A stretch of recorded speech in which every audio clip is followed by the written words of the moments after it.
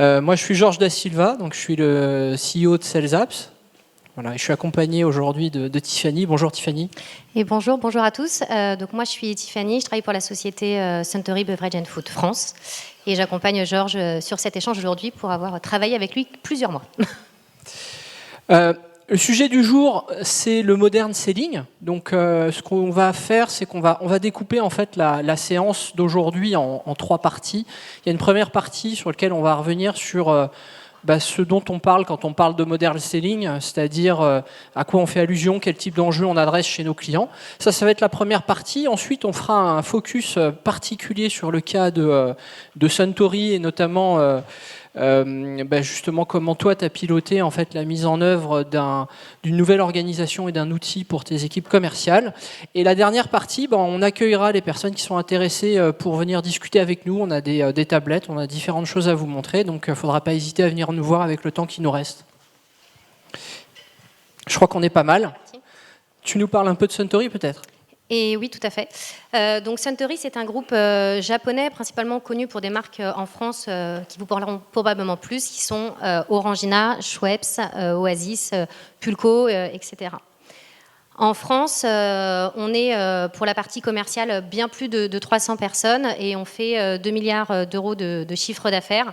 En Europe et en France, on participe à la moitié de cela. Chez Suntory, il y a aussi plusieurs forces commerciales. Toi, là, tu représentes une force particulière ? Moi, pour ma part, je représente le hors-domicile. Donc, on a la grande distribution et le hors-domicile. Et moi, je suis dans la société depuis 14 ans. Donc, je connais particulièrement bien ce réseau-là. Super.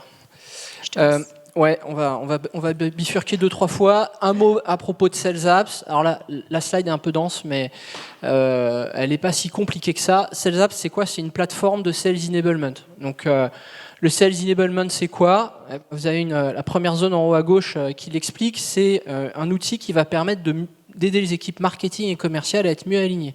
Donc nous, notre métier, c'est d'aider des équipes comme celle de Tiffany et des équipes commerciales à mieux communiquer, à mieux s'aligner pour être plus performant en clientèle. L'objectif qui est toujours présent quand on déploie une plateforme de Sales Enablement, c'est la performance commerciale. On ne fait pas juste ça pour se faire plaisir, mais on fait toujours ça avec des objectifs de ROI. Et l'objectif sous-jacent, c'est l'expérience client, on en a parlé. Les enjeux, vous les avez en bas, c'est faire gagner du temps aux commerciaux au quotidien. Ça va être toujours présenter le bon contenu au bon moment. Il y a un focus qui est assez fort sur le contenu en clientèle, comment le personnaliser, comment l'adapter, comment le partager, etc. On y reviendra peut-être. Ensuite, notre objectif, c'est d'aider le commercial à mieux maîtriser le contenu marketing qui est à sa disposition. Voilà, mieux le maîtriser pour mieux le pitcher, pour mieux l'expliquer et donner de la profondeur un peu au contenu marketing. Ensuite, le quatrième enjeu qu'on adresse, c'est celui de l'attractivité du commercial en rendez-vous. Alors quand je dis ça, c'est transformer un peu le commercial qui vient avec une plaquette d'il y a 1 an, cornée, voilà. Arriver avec des contenus à jour, arriver avec des contenus modulaires, arriver avec des contenus qui facilitent l'engagement. C'est l'enjeu du Sales Enablement. Et le dernier objectif auquel on répond, c'est de vous fournir plein de données sur ce qui se passe en rendez-vous. Quels sont les contenus utilisés, quels sont les parcours, qu'est-ce qui est présenté, qu'est-ce qui n'est pas présenté, orienter contenu directement dans notre back-office, et puis dès qu'on est orienté client, c'est dans votre CRM. Donc après, vous avez ici d'autres éléments. On s'interface avec du Salesforce, avec du Dynamics. Ça veut dire quoi ? Ça veut dire que toutes les données du rendez-vous, je peux aussi automatiquement les déverser dans le CRM. Ok, je ne vais pas m'attarder plus longtemps là-dessus. Ouais. Ça, c'est les différentes structures avec lesquelles on travaille. Ce qui est intéressant de ce slide, en fait, c'est de voir que c'est un sujet qui touche tout le monde. Ça, c'est le premier élément. Et le deuxième, c'est qu'avec une plateforme comme SalesApps, on adresse des équipes commerciales très variées. On va parler en détail de Suntory sur la partie hors domicile, mais voilà, des commerciaux chez Carglass, chez Adéquat, chez France TV ou Atlantique, en fait, ils utilisent la même plateforme, donc elle est très adaptable et riche pour vos besoins. Donc le modern selling, comment créer une expérience client qui fait vendre en rendez-vous ? Comme je l'ai dit, je vais revenir un peu sur les enjeux du modern selling pour mettre un peu en perspective ce que l'on veut toucher chez peut-être dans votre entreprise, mais d'une façon générale sur le marché. Ouais. À travers déjà 2 statistiques. La première qui explique que 85% des acheteurs donnent autant d'expérience à l'expérience d'achat qu'au produit lui-même. Donc ce que ça veut dire, c'est que l'impact du parcours d'achat sous ces différentes formes va être déterminante dans l'achat, et 57% du parcours d'achat est fait finalement avant de contacter le fournisseur. Donc ce qu'on comprend assez bien à travers ces deux stats, c'est que quand ils vous contactent, on est déjà dans une phase assez critique en fait, du parcours d'achat pour votre fournisseur ou votre potentiel client. C'est un peu le corollaire du slide précédent, mais ce que l'on remarque aussi, c'est que les acheteurs allouent de moins en moins de temps aux équipes, à vos commerciaux. Si vous avez la ventilation, je crois que c'était 2023 ou 2022, du temps passé par les acheteurs à rencontrer vos commerciaux, on voit que c'est 17% de son temps alloué sur tout ce qui est parcours d'achat. Donc c'est un temps qui est très bas, et encore plus bas, ça peut descendre à 5 ou 6% quand on est sur un système de shortlist, et donc avec plusieurs types de participants. Donc on a de moins en moins de temps avec les acheteurs, et les commerciaux doivent donc être de plus en plus performants. Alors ça fait mal à la tête, on ne va pas le commenter, c'était juste pour expliquer que ça, c'est un long hard slog, mais en gros c'est pour expliquer que chez Gartner aussi ils ont conscience qu'un parcours d'achat B2B c'est très complexe. C'est complexe pourquoi ? Parce qu'il y a de plus en plus de personnes qui participent au parcours d'achat. Quand je parle de ces personnes, vous êtes tous sollicités sur le RSE, sur le RGPD peut-être, sur différentes normes techniques, normes de sécurité, etc. Et tout ça, en fait, quand on veut acheter un produit dans une grande entreprise comme Suntory, on est contraint d'y répondre. Voilà. Et les commerciaux, ils en ont conscience, en fait. Il y a 77% des commerciaux qui souhaitent, en fait, qu'on modernise les techniques de vente et les techniques de vente à travers deux stats intéressantes. Un, au niveau du process, c'est-à-dire comment je récupère l'information, comment je me forme, comment je me prépare, etc. Et à travers l'outillage qui est à sa disposition. C'est le dernier, je vous promets. Celui-ci, il est vraiment super. Il fait apparaître en fait le différentiel, je vais passer juste devant, entre l'ancien funnel sales marketing et ce qui serait, je dis bien c'est au conditionnel, le nouveau. En fait, on met en parallèle la part qui est à la charge du marketing de la part à la charge du commercial. Alors si on regarde les deux côtés du prisme inversé, on a l'impression qu'il y en a de moins en moins qui est à la charge du commercial. Alors je vous rassure, c'est pas vrai. En fait, le gap entre ce qu'on définit comme étant l'attente marketing et commerciale d'avant et celle d'aujourd'hui, c'est simplement la nécessité d'un alignement fort entre le market et le commerce. Ça veut dire qu'aujourd'hui, sur ces phases en évaluation, en interest et en considération, en fait, nécessairement le marketing et le commerce doivent bosser ensemble pour apporter une information de qualité auprès du client. Et donc c'est particulièrement pertinent, d'autant plus quand on sait l'impact qu'un mauvais alignement sales marketing peut avoir pour l'entreprise. Ça, c'est des stats qui viennent aussi de SuperOffice, donc c'est ceux qu'on fait le diagramme précédent. Il y a de la perte en termes de chiffre d'affaires, mais il y a aussi un impact sur l'image perçue de votre marque en clientèle, puisque le pitch est moins bon. Il y a de la perte, il y a du gaspillage. Il y a tout un ensemble d'éléments qui vont avoir un impact négatif sur votre fonctionnement.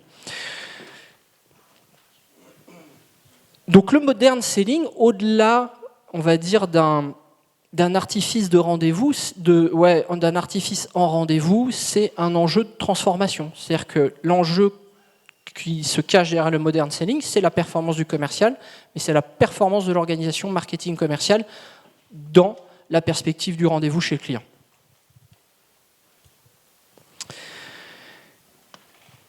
Ça permet de cadrer et de cadrer un peu les composantes de la performance commerciale B2B en 2023 par McKinsey. Il fait apparaître quatre piliers. Le premier, c'est le règne de l'agilité commerciale, marketing. Des idées prêtes à l'emploi, c'est pour faciliter et la compréhension et l'adaptation et la fluidité du discours, l'adaptabilité du discours en rendez-vous. La technologie, on va y revenir plus en détail, notamment avec Tiffany. Et la part formation, comment j'aide mes commerciaux à être éloquents, à sortir du commentateur d'un document et qui prennent plus la position de celui qui incarne le message, qui donne de la perspective au message marketing. Voilà. Comment conçoit un outil pour les commerciaux ? Je crois qu'on peut y aller, pas de souci. Alors déjà, la première chose, parce que les commerciaux, contrairement à ce qu'on peut imaginer, ils ont pas mal d'outils. La performance d'un outil se mesure à son taux d'utilisation. Je fais référence à aucun outil en particulier, mais c'est vrai que si vous déployez un outil supplémentaire, en fait, l'enjeu derrière la digitalisation ou la mise à disposition d'outils pour les commerciaux, c'est réellement le taux d'usage. Et là, donc, il y a Aurélie Mélache, qui est aussi de Suntory, qui nous aiguille, qui dit « L'envie des équipes libère la performance commerciale ». C'est-à-dire que l'outil que vous mettez à disposition des commerciaux, ça doit être un peu leur bébé. Si on ne fait pas ça, si on n'orchestre pas cette conception et la construction d'un outil qui soit pensé pour et par le commercial, on fait trop de top-down et généralement il y a une forme de rejet qui pénalise en fait l'outil lui-même. Donc l'objectif c'est de cibler 100% d'usage de l'application le plus vite possible, parce que c'est sur cet usage qu'on va être capable de créer de la valeur. Trois éléments un peu fil rouge de la conception d'un outil. Première chose, c'est de co-concevoir l'outil, je viens d'en parler. L'organisation qui est autour de cette conception et ensuite de l'exploitation de l'outil. Et ensuite, qui est impliqué dans la vie du projet et dans la vie de l'outil. On va détailler ces éléments, ça sera probablement plus clair, notamment avec le cas Suntory. Ah, c'est peut-être toi qui vas nous aiguiller de façon plus pertinente. Moi, je vais parler du coup du projet qu'on a construit au sein de Suntory. Finalement, il y a pratiquement un an, j'étais un peu à votre place. On était en pleine réflexion sur le Sales Enablement. Et sorti d'ici, on trouvait ça très joli, très sympa. Et on s'est dit, bon, on se lance. En revanche, on se lance, c'est sympa, certes, mais dans l'application, beaucoup moins évident, je ne vous le cache pas. Parce qu'il fallait absolument qu'on embarque tout le monde et c'est ce qu'on a dit. Donc on est parti sur une organisation kick-off, on lance un projet, mais qu'est-ce qu'on va se dire dans ce projet ? La volonté de cette organisation, c'était de faciliter l'accès à l'ensemble de nos commerciaux pour accéder aux outils, à l'information qui aujourd'hui arrive par le biais d'un mail, d'un WhatsApp, d'un réseau, et j'en passe et des meilleurs, et on a vite tendance à perdre l'information. Donc ce qu'on voulait dans un premier temps, c'était vraiment d'organiser et de retrouver tout au même endroit. Donc on a, lors de ce kick-off, fait appel à différentes personnes qui soient plus ou moins à l'aise avec l'informatique, avec les nouvelles technologies, de sorte à ce qu'à son déploiement, on puisse se satisfaire et de se dire, si demain c'est le prolongement de son bras, on aura réussi la transformation.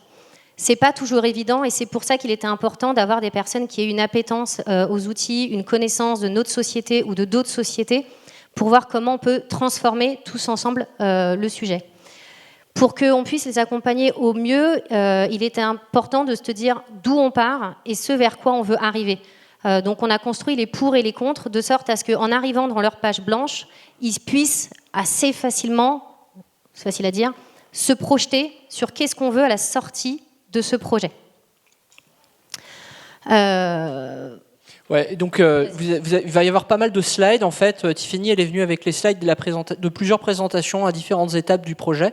Là, typiquement, c'est les slides des réunions de GT, des premières réunions que tu as fait pour cadrer un peu le projet.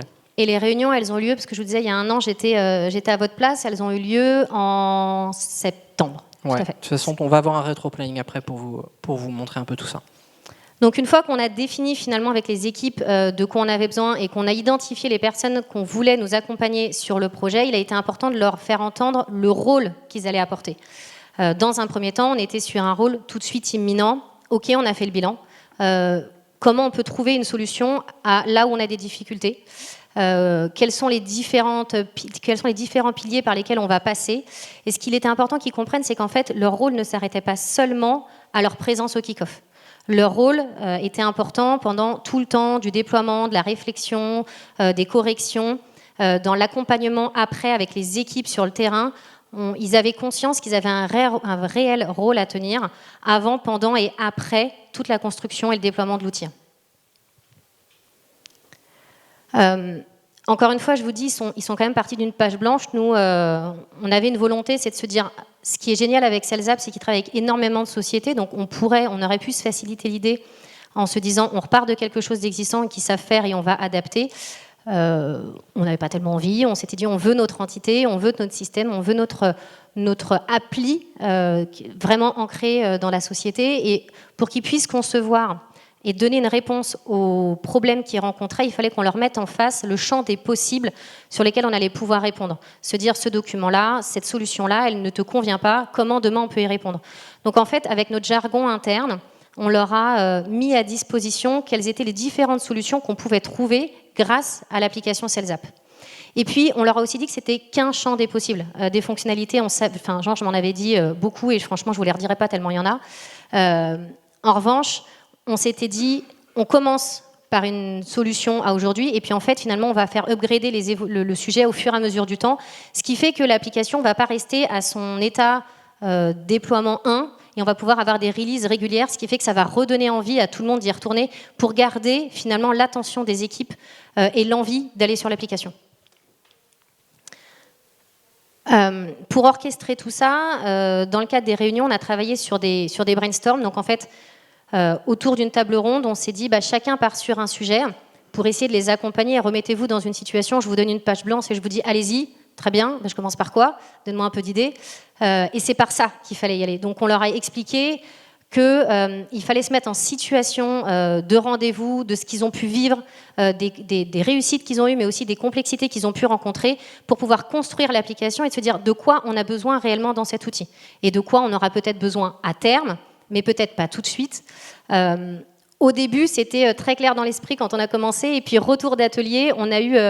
ça a été très riche de retours et des fois trop riche, donc il a fallu un peu recadrer en se disant bon, ok, ça c'est le monde idéal, on n'y est peut-être pas demain, peut-être on peut commencer par cette partie-là et puis on adaptera les sujets au fur et à mesure. Donc on les a vraiment engagés et on a cherché à les canaliser pour être sûr qu'on puisse tous ressortir avec un cahier des charges qui va nous permettre d'accompagner tout le long du projet et qu'à la fin on puisse se cocher un peu les infos en se disant ça on l'a fait, ça on l'a fait, ça on l'a fait, ça on l'a pas fait. Pourquoi? Est-ce que c'est prioritaire immédiat? Est-ce qu'on doit réagir? Ou est-ce qu'on se dit on se le garde pour plus tard, de sorte à relancer un peu de renouveau sur l'appli? Et ça, c'est toutes les règles qu'on s'était données. Vu qu'on a fait appel autant à des commerciaux qu'à des personnes du siège, parce que l'outil, il faut quand même qu'il s'alimente. Hein. Les commerciaux en ont besoin, mais si on ne met rien dedans, il ne se passera pas grand-chose. Donc on a aussi volontairement mis les différentes personnes du siège qui vont l'alimenter. Et on voulait que ça puisse servir vraiment dans l'outil, dans la gestion de projet, mais on ne voulait pas non plus que ça leur prenne trop de temps et qu'ils se désintéressent totalement du projet en se disant trop de charges, de toute façon je ne vais pas y arriver, j'ai mon client à aller voir, ma chef elle m'a dit ça, etc., etc. Donc on a vraiment voulu organiser les sujets en se disant l'objectif c'est ça, à la fin c'est ça, et le temps prévu à ça c'est ça. Ce qui fait que ça a permis à tout le monde de rationaliser, de se dire c'est faisable. Dans le temps imparti, on peut le faire. Donc on a organisé les règles, ils sont partis à la fin du kick-off avec une petite to-do list et ensuite ils ont retravaillé en petits groupes. Pour vous dire, jamais en présentiel, ça s'est toujours fait en distanciel de 1 heure maximum. Et à la fin, on restituait auprès de moi en se disant solution 1, on a envisagé ça, on pensait que c'était bien, mais finalement c'est pas très adapté, etc. Ouais, donc toute cette organisation, en fait, ce qui est génial, c'est que ça t'a permis non seulement de solliciter des personnes avec des rôles dans l'entreprise différentes, de les faire participer, de les faire formuler, de les faire même parfois constater la non-possibilité de réaliser l'idée. Ils se sont eux-mêmes challengés, en fait, dans un cadre un peu contrôlé. Et comme tu as dit, ça a alimenté ta roadmap immédiate. Qu'est-ce qu'on va faire tout de suite qui va être tout de suite générateur de ROI et qu'est-ce qu'on va garder pour plus tard. En parallèle, tu as lancé un travail graphique. Oui. Nous, c'est vrai qu'on travaille avec nos clients sur l'élément graphique, mais toi, tu voulais une identité un peu particulière. Oui, en fait, donc je ne sais pas si vous avez retenu, mais sur l'une des premières slides, on se disait que la solution Cellzap existait déjà pour le réseau grande distribution chez nous. Donc quand on a décidé de le lancer sur notre réseau hors domicile, on savait ce qui était possible, on savait ce qu'on aimait moins. Georges nous a aussi accompagnés sur le graphisme, qu'est-ce qu'on peut faire. En revanche, nous, on voulait vraiment quelque chose qui nous soit propre et qu'on ait finalement cette grande fierté de se dire c'est 100% nous. Et aujourd'hui, les commerciaux ou les personnes du siège ou toute personne qui en parle dans la société, quand elle a contribué à ça, elle est très fière. Et c'est ce qui fait que finalement, au déploiement, ça plaît parce que chacun a mis un peu sa patte dans moi, je veux que le titre il soit là, moi, cette image de fond, je la vois plutôt comme ça, jusqu'au nom de l'application qui a été 100% choisi par les personnes du groupe, c'est-à-dire que ce n'est pas moi qui l'ai inventé, c'est pas quelqu'un là-haut sur son siège qui l'a choisi, c'est pas Georges. On a fait un système de vote, on a proposé à tout le monde de lister X noms, et puis à la fin, par un vote général, c'est Sun2Box qui a été choisi. Et du coup, ton appli est née. Tout à fait.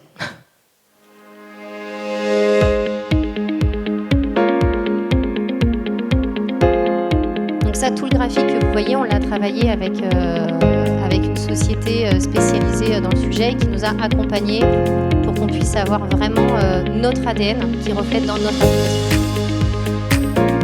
Toutes les réflexions de briques, de qu'est-ce qu'on met et comment on l'orchestre, ça fait partie des différents ateliers qu'on a eus et l'équipe de Georges nous a beaucoup accompagnés parce que honnêtement c'est pas évident au départ d'organiser et de trouver une fonctionnalité logique pour que tout le monde puisse retrouver ses supports. Ça, pour la petite histoire, c'est la vidéo qu'on remet également pour aider au déploiement de votre outil. C'est une vidéo qui est très orientée bénéfice pour le commercial. Et donc c'est un asset qui appuie le déploiement de la solution auprès des équipes.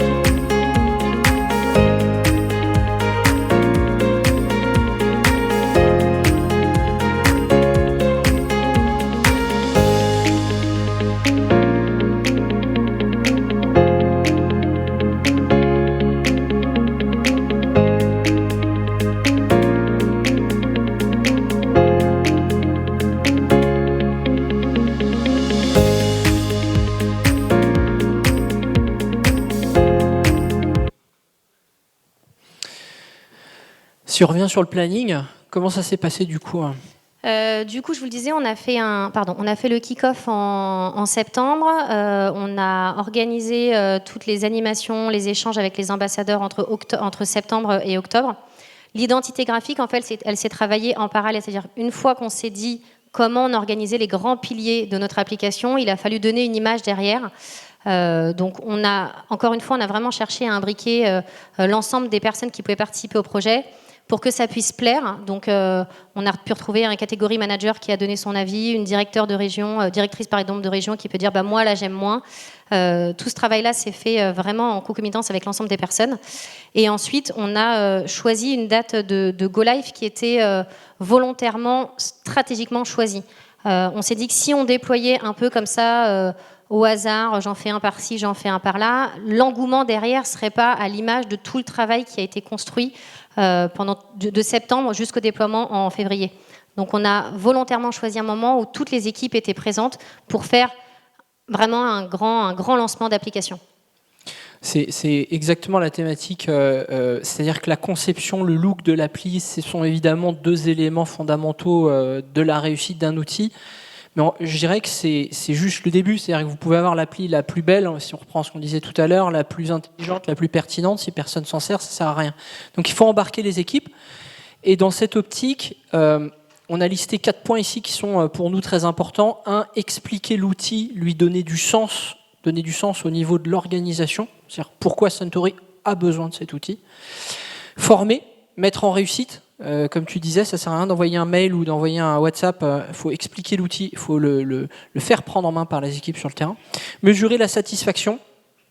Et derrière, responsabiliser, faire participer les ambassadeurs, parce que ça va être vos meilleurs atouts en fait dans ces étapes-là.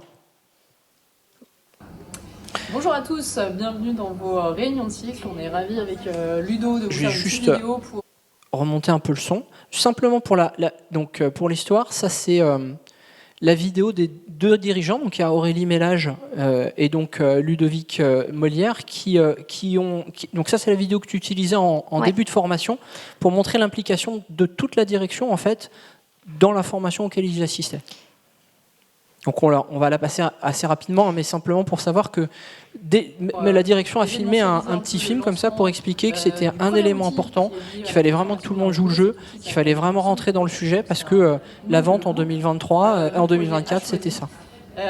Voilà, donc c'est un outil qui va vous permettre quoi? Qui va vous permettre trois choses.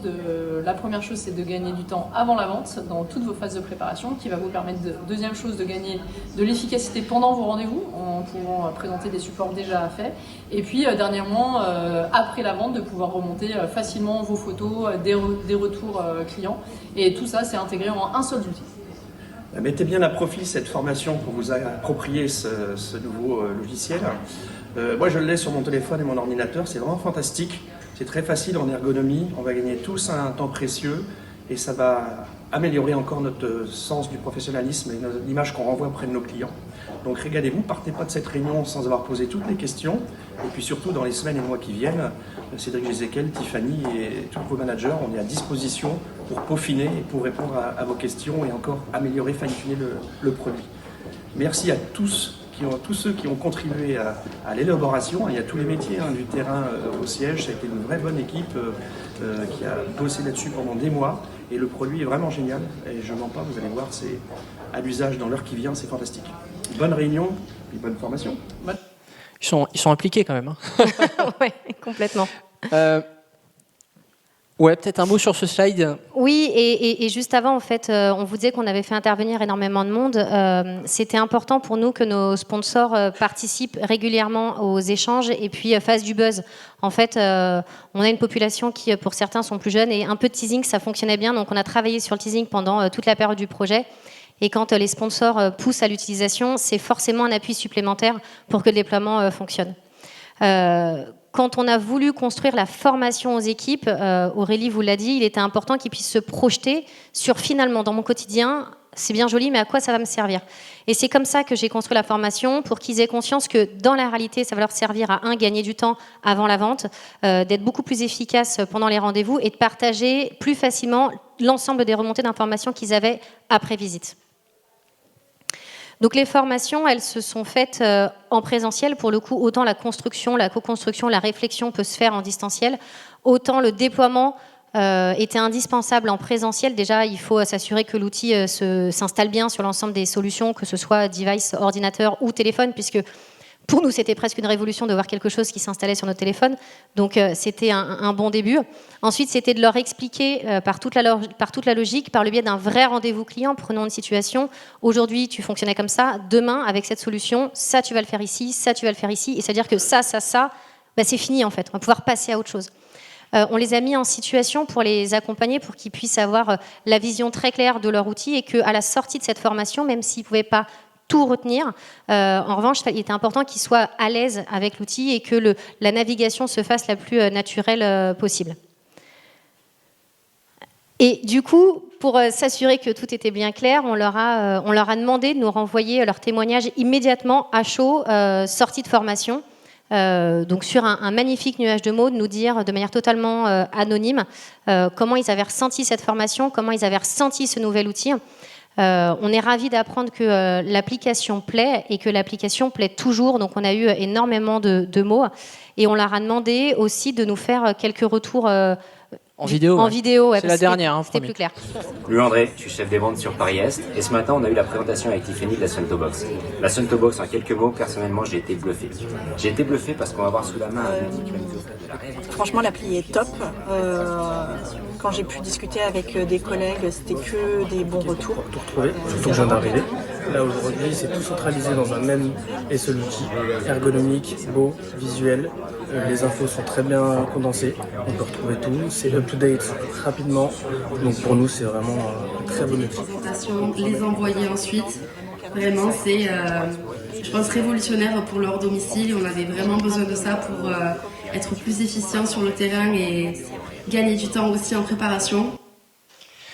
Ce qu'il faut savoir, c'est qu'ils ne sont pas plus geeks que n'importe quelle force de vente chez Suntory. Je crois que c'était même un des premiers sujets quand on s'est rencontrés, c'est de se dire, OK, comment on va faire en sorte qu'ils prennent l'outil en main, qu'on soit sûr que ça soit bien utilisé.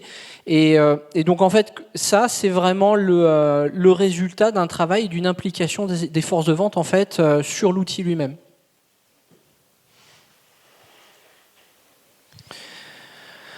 Une fois que l'outil est déployé, il est utilisé. En fait, c'est le début de l'histoire. C'est le début de l'histoire parce que l'outil, naturellement, comme la courbe de n'importe quelle application que vous avez, s'il ne se passe rien, en fait, elle chute. Donc, quand on dit c'est le début de l'histoire et qu'on parlait d'organisation au début, c'est quelle organisation on met autour de la force de vente, autour de l'équipe commerciale, pour faire vivre l'outil dans ses fonctionnalités, faire vivre l'outil dans son adhésion. Oui, et en fait, dans le déploiement, on voulait qu'ils puissent avoir conscience de j'y vais et finalement, est-ce que je suis tout seul à y aller ou est-ce que tout le monde y va? Alors, pour nous, ça a été quand même très rassurant de constater que tout le monde y allait, vous imaginez bien. Mais on voulait leur redonner du feedback et aussi on est à l'écoute, c'est-à-dire qu'on a organisé dès le premier mois les retours quantitatifs de quels sont les niveaux de connexion, est-ce que toutes les briques sont utilisées, est-ce que d'ores et déjà il y a quelque chose qui ne fonctionne pas, est-ce que tout le monde arrive à accéder à toutes les solutions. Et on a pris le rythme de se dire, à partir de maintenant, tous les mois, on fait un point de partage sur le niveau d'utilisation de l'outil. Donc on leur communique régulièrement, c'est pas ils l'ont bien intégré, c'est que c'est pas du flicage, c'est vraiment s'assurer que l'outil répond aux besoins. La première réflexion, c'est de se dire, si le chiffre est pas bon, finalement, ça vient peut-être pas d'eux, ça vient sûrement de nous dans ce qu'on a mis dedans. Et donc du coup, ils sont très alertes sur le sujet. Donc on est constamment en réflexion avec eux pour leur demander qu'est-ce qui vous manque, qu'est-ce qu'on corrige. Je me rappelle quand au début de la solution, j'avais échangé avec Georges en disant nous, il y a quelque chose qu'on veut, c'est le QR code pour partager notre carte de visite. Ça n'existait pas avant, ça a été déployé pour notre solution. Donc ce que nos équipes sur le terrain ont en tête, mais aussi les personnes du siège parce qu'elles peuvent l'utiliser, c'est de se dire qu'est-ce qui nous manque encore aujourd'hui et qu'on peut aller un peu embêter Georges en lui demandant est-ce que tu peux nous trouver une solution à celle-ci. Donc on commence déjà à lui créer une belle to-do list. Il n'est pas encore au courant, mais ça va arriver. Et puis régulièrement, on fait des points de partage avec les équipes pour essayer d'améliorer en permanence l'application. Et puis pour qu'elle soit pleinement appréciée tout le monde, un petit jeu concours un peu sorti de la poche était très agréablement apprécié par les équipes. Donc en plus de ça, il y a un petit challenge entre eux qui crée un peu d'activité sur cette appli. Donc, animer une équipe de vente à travers ce type d'outils, c'est communiquer régulièrement, tu viens de l'expliquer, maintenir le niveau de qualité. Ce qu'on veut dire par là, c'est qu'il y a un effort au début important qui est fait pour publier des contenus à jour, les orchestrer, créer une arborescence, etc. On en a parlé, mais ça, il faut le maintenir dans le temps. Il n'y a rien de pire qu'une promesse qui ne soit pas maintenue dans le temps. Donc ça, c'est très important. Réengager régulièrement. Vous êtes au début de l'histoire, mais régulièrement, on a des petites sessions qui sont faites en webinar, par exemple, pour aider tel ou tel commercial sur un aspect de l'usage de telle présentation ou de la personnalisation pour se le réapproprier. Et après, c'est apporter de la nouveauté. Nous, on a cofondé SalesApps à l'origine en se disant il y a beaucoup d'outils pro. Le 1er janvier au 31 janvier, en fait, ils ne bougent pas d'une virgule. On veut des outils flexibles, on veut des outils dynamiques. Et donc, vous avez la possibilité de le faire. En fait, c'est une attente des équipes sur le terrain. Les résultats sont au rendez-vous, du coup. Ouais, les résultats sont au rendez-vous. Du coup, on est très fiers forcément de ce slide. Déjà, on s'est fait quelques sueurs forcément quand on déploie une application. Donc, quand on constate qu'on arrive à déployer chez 100% des équipes sans accroc, on s'applaudit nous-mêmes. On est très contents pour toutes les personnes qui y ont participé. Et puis les notes étaient bonnes en fait. Finalement, autant sur la question du est-ce que l'application vous plaît, répond à vos attentes, on a une note qui est de 4,7 sur 5. Et puis aussi celle de la formation. Parce que ce que disait Georges, c'est que si l'application elle est belle mais que derrière on ne sait pas l'utiliser, finalement elle va rester où elle était et on n'en fera pas grand chose et c'était clairement pas le but. Et puis enfin, on s'est quand même comparé à nos amis du foot de se dire eux ça fait 2-3 ans à peu près qu'ils utilisent l'application, nous on est à 1 mois. Est-ce qu'on est dans les starting blocks? Est-ce qu'on est en train de passer à côté de quelque chose? Ou est-ce qu'on peut estimer qu'on est en train de bien lancer, de bien réussir ce go live? Et ça, on l'a partagé avec toutes les équipes terrain, siège et toutes les personnes qui ont participé au projet et toutes les personnes sponsors pour leur dire que ça nous a demandé du temps, ça nous a demandé de l'énergie, même si le temps était très court, soyons très honnêtes. C'était une vraie réussite sur cette appli.